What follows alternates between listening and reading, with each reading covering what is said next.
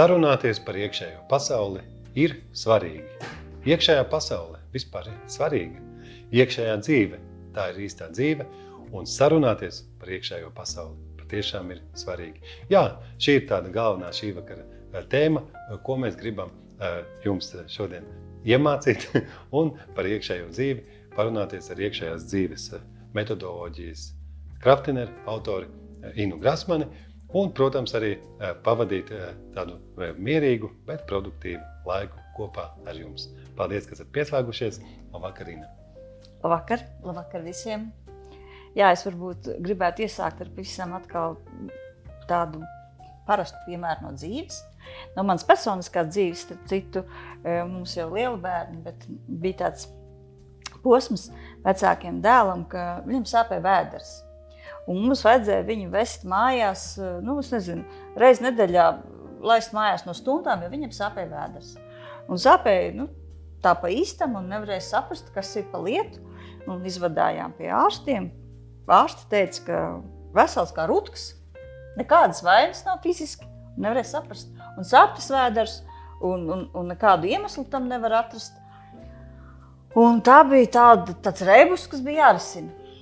Un tā kā mēs tur visi mācījāmies vienā tādā mājas skolā, tad kādā reizē, kad atkal viņam sāpēja tas vēders, es viņu paaicināju pie sevis savā kabinetā, terapijas kabinetā, kur bija pilnīgs klusums. Es teicu viņam, pasēdi, iedevu baltu lapu, zīmuļus, un teicu, pamēģini to vēders sāpi uzzīmēt. Pamēģini uzzīmēt visu, kas tev nāk vispār, ko tev roka zīmē par to tēmu. Un mani bērni ir bijuši vienmēr radināti zīmēt šādas jūtu bildes, jau no bērnības, un viņam tas nesagādāja nekādas grūtības, viņš piekrita. Pabūt tur klusumā un pazīmēt šīs savas vēders sāpes. Un es viņu atstāju kādu pusstundu vienu. Un tad es atnācu, un viņam bija sazīmētas 2 lapas. Uz tām 2 lapām bija 3 bildes.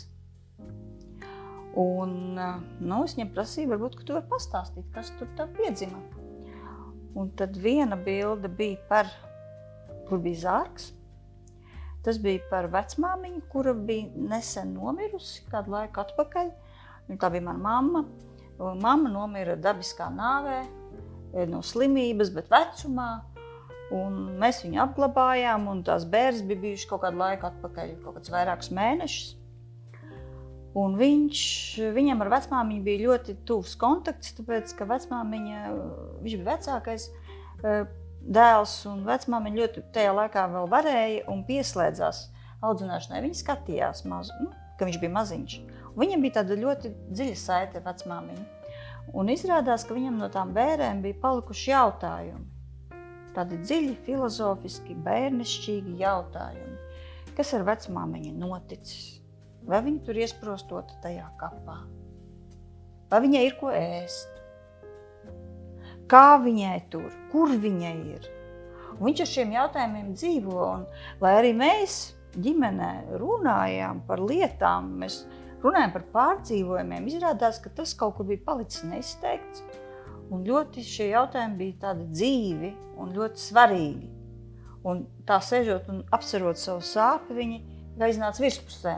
Tā bija mums iespēja parunāties ar viņu par šo bildi. Nākošā bilde bija vispār no bērnības, no 1. klases.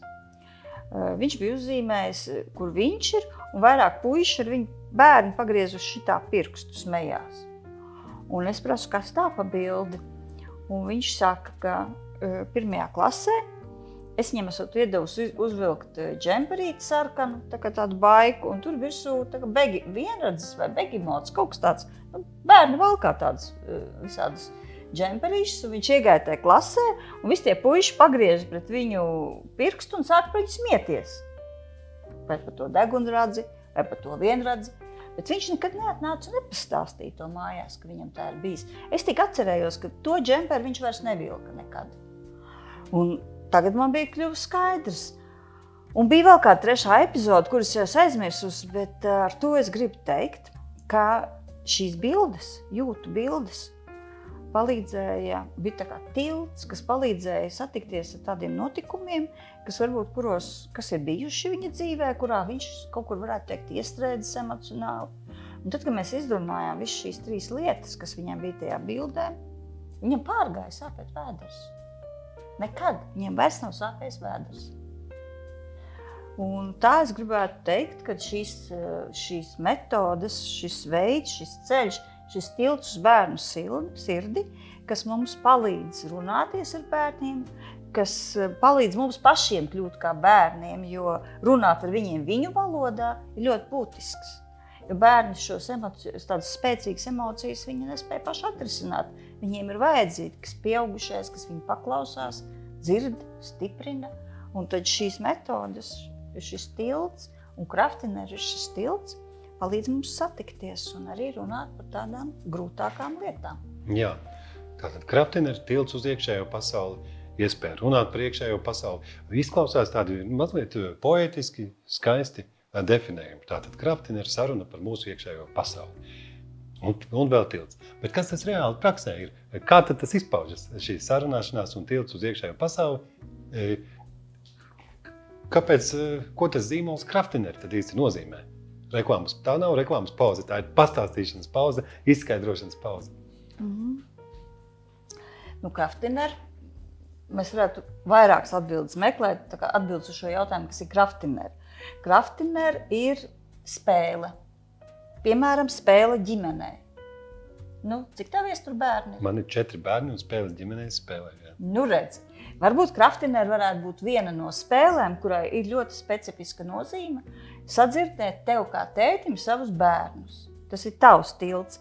Un kā to spēlē, paņem to kasti, iestumi savā centrā, pastāsti kādu stāstu saviem bērniem, piemēram, par to, kā kāds drosmīgs cilvēks pārvarēja savas bailes, un pasaki, uzaicini bērnus, ka mēs visi kopā uzbūvēsim savas baiļu bildes. Viņi kaut ko būvēs, un tu būvēsi. Un tad, kad bērni stāstīs par šiem savām bildēm, tu ļoti daudz ko dzirdēsi. Tā var būt spēle. Jā, tā ir spēle ģimenē. Tātad ģimenes līmeni pārunājām. Kraftineri, kādā vēl līmenī mēs skatām šo te sarunu priekšējā pasauli? Tā var būt metode izglītībai.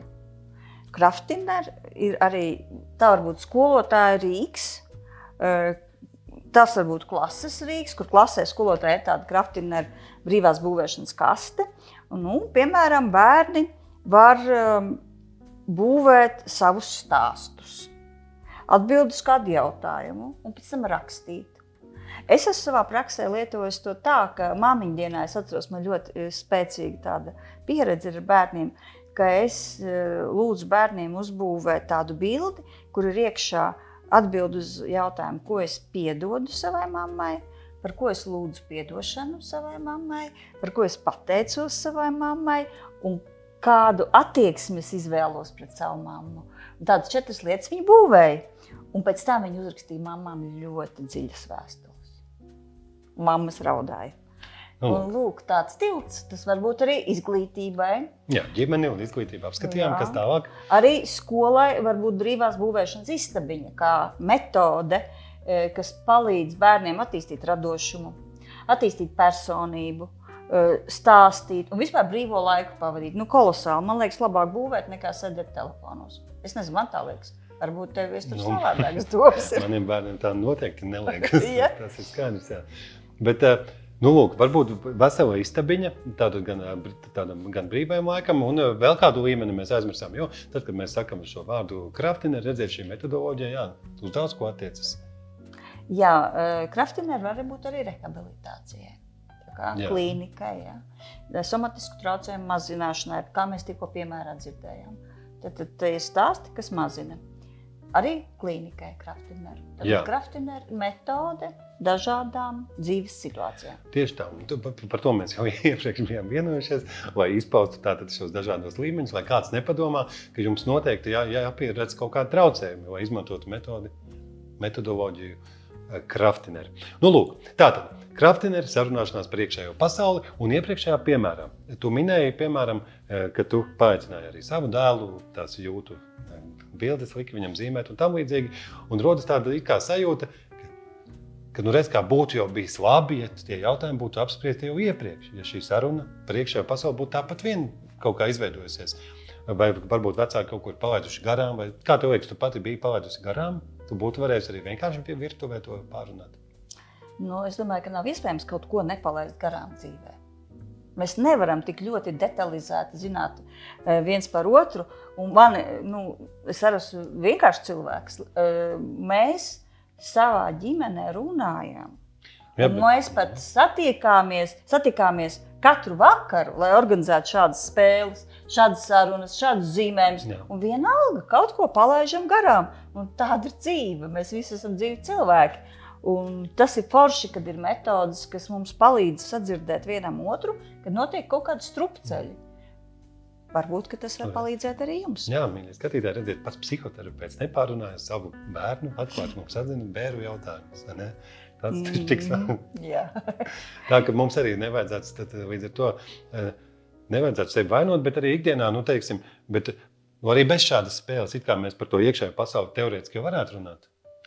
Varētu, un vajag runāt, bet bieži vien vienkārši sarunājoties ikdienas līmenī, mēs paliekam šajā racionālajā prāta tikai līmenī, bet simboli vienmēr mūs ved dziļāk, un tā Kraftinere tieši tāpēc ir tāda brīva radīšanas platforma, jo tur nekā nav gatava, kur dzimst spēcīgi simboli. Un šie simboli ir tas tilts, kas palīdz izteikt neizteikt to. Tas nav tā, ka mēs nerunājām par bērēm un par vecmāmiņas nāvi, bet kaut kā tie jautājumi palika nenoformulēti, neizteikti vai pārdzīvojumi drīzāk. Tie bija ne tik daudz tādi racionāli jautājumi. Un šajās vakaru sarunās savā ģimenē es piedzīvoju, ka mēs varam sadzirdēt viens no otru to, ko nevar sadzirdēt ikdienas sarunās. Un tas ir ļoti svarīgi. Jā, lūk, bet praktiski runājot, tātad, ja mēs domājam, kā sākt? Es, piemēram, pats par to domāju. Mēs iepriekš jau minējām, ka tā var būt īpašā brīvās būvēšanas kaste. Mēs varam paši būt savākuši savus brīvās būvēšanas materiālus, bet pārvarēt to neveiklības sajūtu, ka mēs tagad darīsim kaut ko nedaudz dīvainu, atkal atbrīvoties, lai bērni nesajūt, ka mēs paši jūtamies dīvaini. Kā mums pareizi to iesākt? Vai mums vajag apņemties, ka mēs 3 nedēļas katru otrdienu to izdarīsim, vai 4, lai mums sāktu likties jau labāk? Kā pārvarēt to savu tādu, kā tas pat nav bailes, tā kombinācijas starp bailēm, slinkumu, atlikšanu, negribēšanos un neuzticēšanos. Ko tu varētu ieteikt par pirmajiem soļiem? Vienmēr Kraftinere ceļš sākās ar stāstu. Stāsts. Un es domāju, ka tev varbūt nebūs tik daudz spēka citreiz būvēt, bet stāstu tu vienmēr var pastāstīt. Un tad, kad tu stāstu saviem bērniem, iedod viņiem vienkārši parastu lapiņu, baltu. Un mēs parasti dodam A5 formātu lapiņu, tāpēc, ka vakarā, piemēram, ja bērni aizraujās zīmēšanu, tad to A4 viņi var zīmēt ļoti ilgi. Tad mums varbūt viņus vajag likt gulēt. Arī man nodarbībās vajag, lai viņi zīmē, bet ne tik daudz, jo citreiz visu nodarbību viņi var nodarboties, ja viņam atverās tas radošais potenciāls. Un tas jau forši, bet mums vēl kaut kas cits jāizdara. Tāpēc A5 formāta lapiņa, iedod viņiem to lapiņu, iedod krītiņus, iedod zīmoļus un izstāst savu stāstu. Tu vari pastāstīt par sevi, par savu bērnību, par savām uzvarām. Bērniem ļoti patīk stāsti, kur vecāki stāsta par sevi. Tu vari stāstīt par kādu citu cilvēku. Labi, pieņemsim, tagad es gribu pastāstīt, ka es bērnību gandrīz peldējos un nevarēju aizsniegt ūdenim dibenu un nobijos un likās, ka es noslīgšu, piemēram. Ja?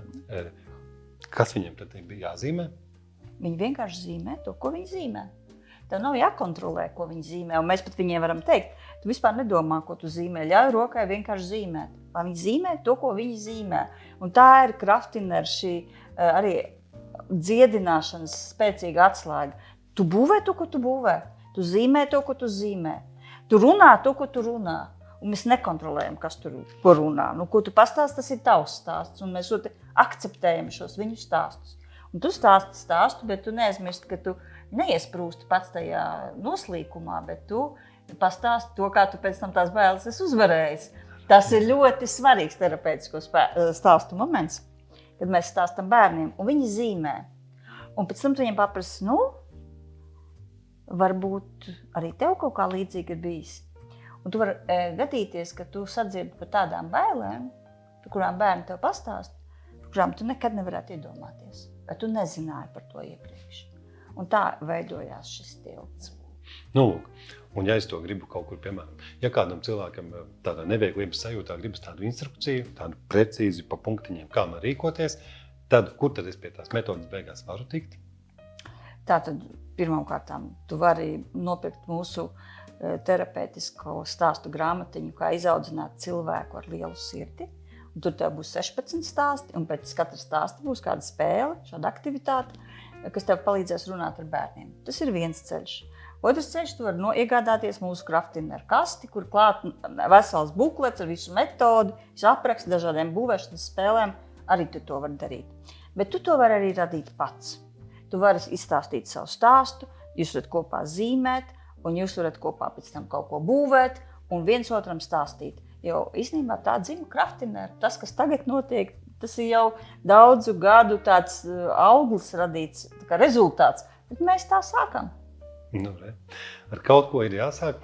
Un tādā ziņā es gribēju vienkārši atgādināt, ka, protams, ka mājās ar lapām un zīmoņiem viss it kā būtu saprotams. Un tie brīži, kad liekas, ka kaut ko jāsāk, piemēram, tēviem ir tad, kad viņi ved bērnu uz treniņu vai uz kaut vai kopīgu izklaidi, futbola spēlē to. Un tad viņi ir gaidījuši, ka viņi taču veltīs tagad savam bērnam laiku. Un tajā mašīnas klusumā, kad nav īsti kaut kā nerunājas par to iekšējo pasauli, ko mēs runājam. Kaut kā neizdodas. Varbūt ir kaut kāds shortcuts, kā mašīnā pa ceļam, un dabūt dziļāku sarunu nekā ikdienišķa, nekā par to, kas tur būs, vai kā, tajā apkārtnes līmenī. Stāsti. Pastāsti kādu stāstu par to, kā tev šodien gāja. Sāc ar to. Izstāsti, ka tu šodien piedzīvoji to un to, tev bija tāda un tāds strupceļš, un tu biji dusmīgs varbūt, un vēl kaut ko izstāsti. Un tad pajautā, vai tev arī kaut kas līdzīgs bija šodien? Un tu sadzirdēsi atbildi. Un tikai tik vienkārši. Vienkārši sāc stāstīt stāstus par sevi. Jā. Sarunas par iekšējo pasauli. Tā ir Kraftinera metodoloģijas būtība. Un šodienas mūsu mini tādā raidījumā, webinārā un tam līdzīgi pienācis brīdis, kad mums tagad būtu kāda starp šīm metodēm, varbūt kāda īpaši jāuzsver, īpaši šodien klausītājiem jāpiedāvā. Kāda metode? Lai bērns varētu uzzīmēt savas galvas sāpes, vēders sāpes vai kādus iekšējus pārdzīvojumus, viņam pie tās tādas dzīvesveida vai tāda veida paust savas emocijas jāpierod. Bērni ir jāiaudzina tajā. Es arī to darīju, un maniem bērniem bija uzdevums katru dienu uzzīmēt vienu priecīgāko sajūtu, grūtāko sajūtu, un viņi pie tā tika radināti. Un tāpēc arī viņi varēja uzzīmēt savas vēders sāpes, viņi tam daudz nepretojās, viņi pie tā bija pieraduši. Un es gribētu aicināt arī klausītājus, varbūt arī tu vari pamēģināt katru, paņem kādu nedēļu un pasties, kā tev tas iet.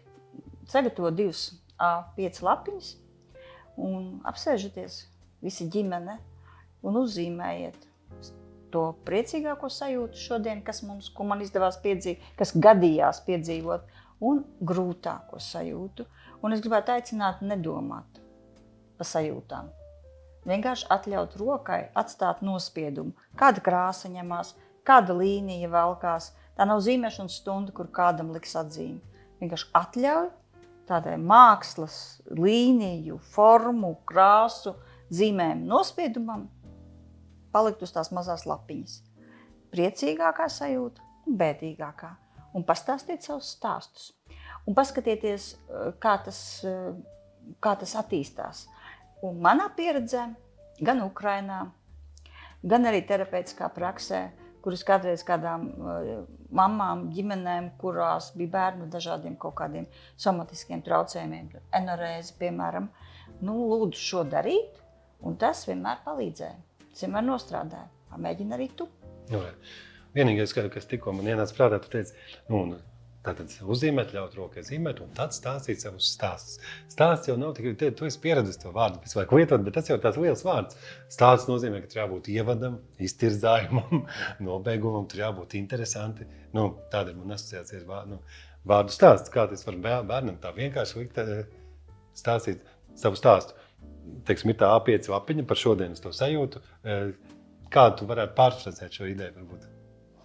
Tu Viestar, kā profesionāls aktieris tagad runā. Tev jānoliek bišķi nost tā savu profesionālā dzīve. Vienkārši pastāst, kas tev tur ir. Es reiz pat bērniem prasu, pirmais vārds, kas tev nāk prātā, kad tu skaties uz šo krāsu. Nezinu, melnu, sarkanu, dzeltenu. Pirmais vārds, un dzimst jau stāsts. Viņš ir, čaļņiks tur, kas tur, un sākās stāsts no viena vārda. Viestur etīdēs mēs dažreiz no viena vārda sākam kaut ko radīt, vai ne? Un tā arī dzimst šie stāsti, un tas arī atver radošumu un uzticēšanos sev, savai iekšējai pasaulē, jo tās asociācijas jau atnes iekšējā pasaulē. Tātad mums ir A5 lapiņa ar dienas priecīgāko sajūtu, un mēs lūdzam bērnam, mazliet pastāsti, kas tur ir tādā veidā. Ja? Pirmais, kas tev nāk prātā, mēs sakam. Bērni vispār stāstīs paši, jo tā ir bērnu valoda. Bet tu viņam var paprasīt arī kādam, varbūt lielākam bērnam, kam jau grūtāk ir. Paprasīt pirmais vārds, kas tev nāk prātā. Tā izdomā stāstu. Un varbūt ir uzreiz nesanāks pirmajā vakarā. Arī nekas turpin 2., 3., 4., 5. būs labi. Tātad, draugi, mazliet vajag izturības un patiešām uzsākt, īstenot kādu metodi nekad nav bijis viegli. Un es arī esmu no tiem cilvēkiem, kas lasa grāmatās psiholoģiskās un vienkārši sportiskās par labām metodēm. Es pie sevis vienmēr nodomāju, ka tā metode ir laba. Tad es paiet kāds laiks, es lasu par nākošo metodi. Un atkal domāju, kāds baigi laba metode. Un kā vienmēr tiek teikts, ka tad, kad mēs viņu sākam izmantot un izturēt tātad 5 vai 7 vakarus.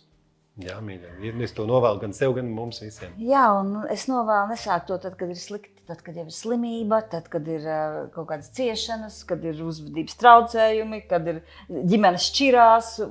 Es iesaku sākt ātrāk. Vienkārši saņemties un sākt runāt. Un sākt iekopt runāšanas kultūru mūsu ģimenēs un runāt vienam ar otru. Tādā veidā nodot šo runāšanas kultūru arī nākamajām paudzēm. Runāšanas kultūru nākamajām paudzēm. Es bieži kāzās vadot dzirdu, kas ir labs priekšnoteikums pāriem, protams, sarunāties, mums visu vajag izrunāt un tā. Un kas ir tā labā runāšanas kultūra tad jau? Tas, par ko mēs tagad runājam, Viestur, visu laiku. Spēlēt, runāt un runāt katram savā valodā. Bet varbūt laiks meditācijai pienācis. Izskatās, ka tā varētu būt. Un tas nozīmē, ka nākamnedēļ mēs atkal šajā pašā vidē tiksimies jau ar kādu atkal padziļinātu metodi, iespējams jau sarunā par pieaugušo Krafteneru metodoloģijas iespējām pielāgot tās pieaugušajiem. Jāmācās runāt. Ja?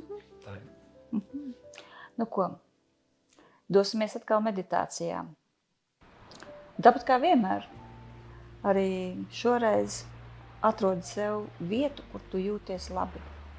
Tas ir varbūt ļoti dažādi. Un tad, kad tu bērniem vadi šādu meditāciju, tu arī iedrošini viņus atrast savu vietu.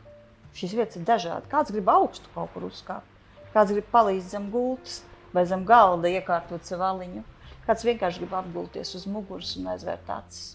Kāds grib būt ar acīm vaļā. Tam nav...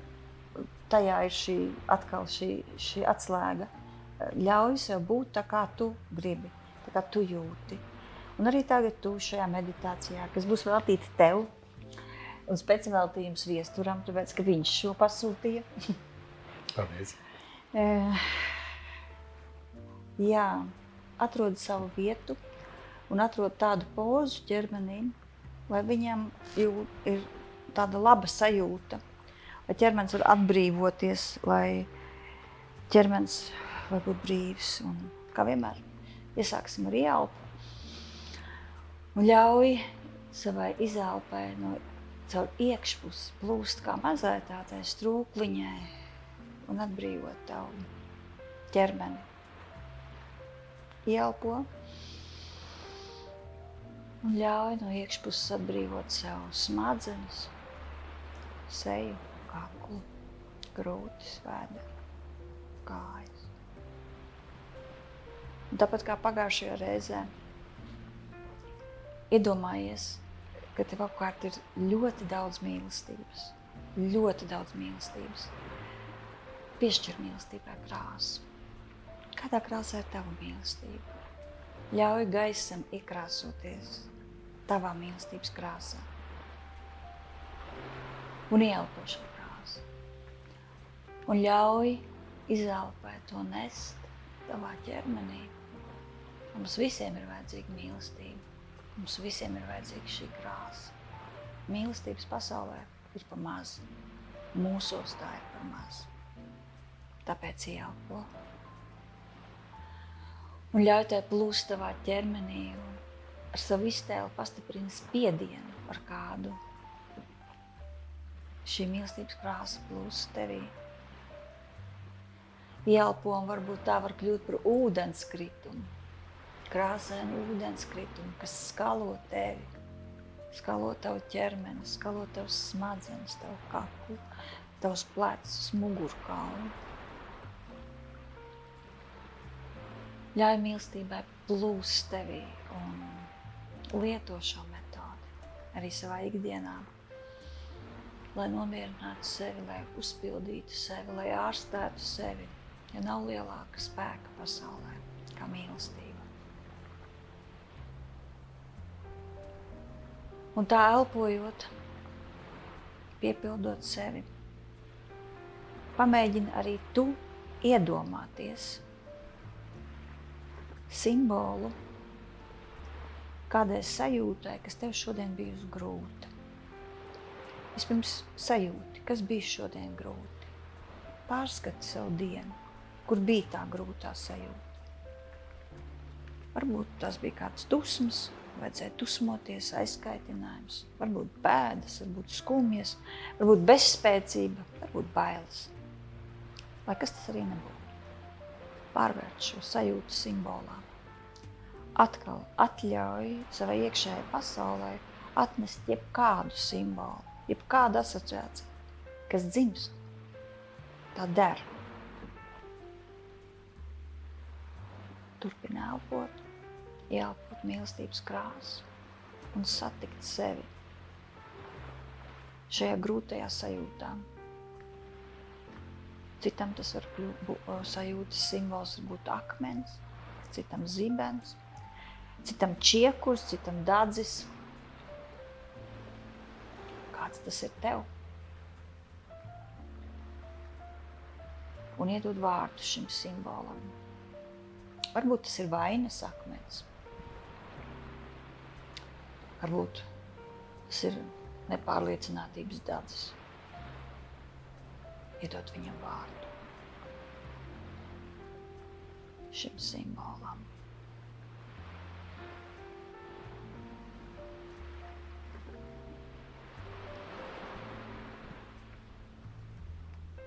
Bet tad, ja tev uzreiz neizdodas, nesatraucies, pēc tam pamēģini viens vai viena. Bet tiem, kam izdodās, tu skaties uz šo simbolu, skaties uz viņu, skaties uz savu vainas akmeni vai nepārliecinātības dadzi. Skaties, atdali to no sevis un skaties. Un tad tā jau ir terapija, ka tu atdali šo simbolu no sevis. Skaties uz to un sajūti, ko tev ar to gribas darīt. Varbūt kādam gribas šo vainas akmeni iemest jūrā. Tad savā iztēlē tu to vari izdarīt. Varbūt kādam gribas šo dadzi samīdīt kājām, jo ir jau dusmas par to, ka kāds visu laiku tev grib kaut ko pielipināt, kas nav tavs.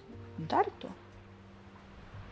Varbūt ir kāds kamols kaklā, kuru gribas izskliegt, tad atļauj savā meditācijā vai savā iztēlē to izskliegt. Atļauj sev būt tam, kas tu esi.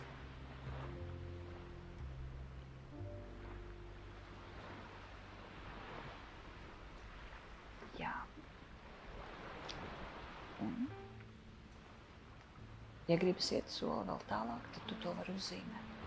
Šo daļu tu vari uzzīmēt. Vēl vairāk tu atdalīt no sevis. Un tad par to parunāt. Bet tie jau tad nākamie soļi tev. Mājas darbs. Uzzīmē, parunā. Paklausies, ko šī daļa tev saka. Ko tu viņai gribi teikt. Un kaut ko dari ar to. Simboli mums palīdz uzņemties atbildību par savu dzīvi, par savu iekšējo pasauli. Tie palīdz mums sevi sakārtot, attīrīt. Un novēlu šādu iekšējo ceļojumu ar taviem simboliem arī tev. Turpini to. Un vadi šādas meditācijas arī bērniem. Varbūt tu vari iekopt rituālu. Vakarā pirms miedziņa. Un trenēt arī savus bērnus. Strādāt ar sevi. Savu iekšējo pasauli. Paldies tev par šo kopējo ceļojumu.